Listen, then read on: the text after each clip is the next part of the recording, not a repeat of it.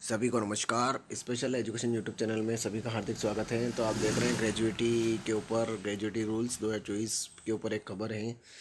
अंत तक जरूर देखें और बिना स्किप किए अंत तक जरूर खबर देखें कि कर्मचारियों के लिए ज़रूरी खबर है। ग्रेजुएटी पर मिलेगा ब्याज, जान लें नियम। जो कर्मचारी एक ही संस्था में लगातार 5 साल से ईमानदारी से काम करता है वह ग्रेजुएटी का पाने का अधिकार होता है। हाल ही में सरकार ने ग्रेजुएटी के नियमों में बदलाव किया है। अगर आप नौकरी करते हैं तो आपको यह जानकारी होना बहुत ज़रूरी है कि ग्रेजुएटी पर कितना ब्याज मिलता है और ग्रेजुएटी कैलकुलेशन कैसे करते हैं।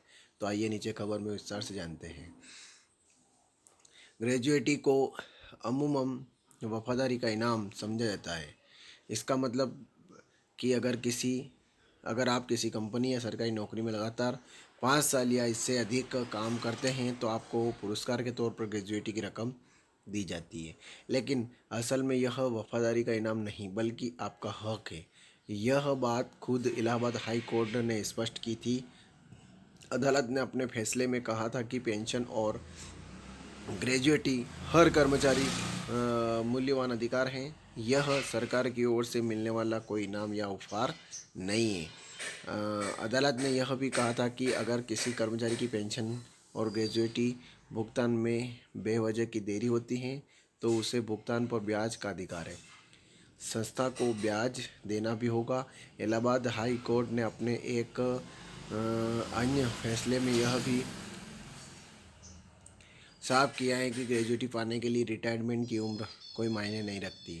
कर्मचारी इसे सिर्फ सेवा की अवधि पर भी पा सकते हैं। क्या होती है ग्रेजुएटी? अगर कोई भी कर्मचारी किसी एक ही संस्था में 5 साल या इससे अधिक समय तक काम करता है तो वह ग्रेजुएटी का हकदार हो जाता है। इसकी गणना अंतिम और सेवा के वर्षों पर निर्भर करती है। अगर कर्मचारी के साथ कोई दुर्घटना या बीमारी होती है और वह दिव्यांग हो जाता है तो उसे 5 साल की सेवा से भी पहले ग्रेजुएटी मिल सकती है। कब देना होता है भोगा ब्याज? तो अगर आप 5 साल या इससे अधिक की सेवा के बाद नौकरी छोड़ते हैं तो 30 दिन के भीतर आपको ग्रेजुएटी के पैसे मिल जाने चाहिए।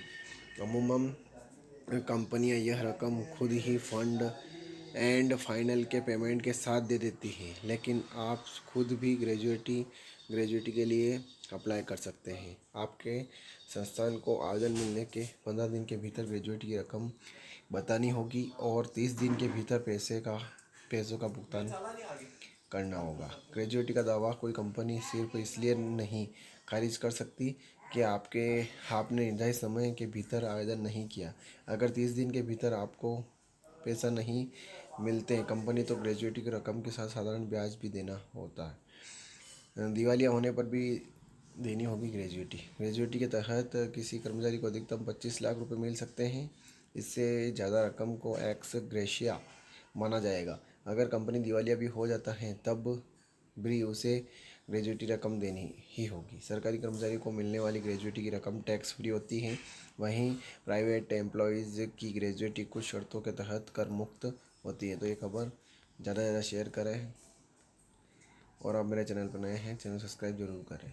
जय हिंद, जय भारत।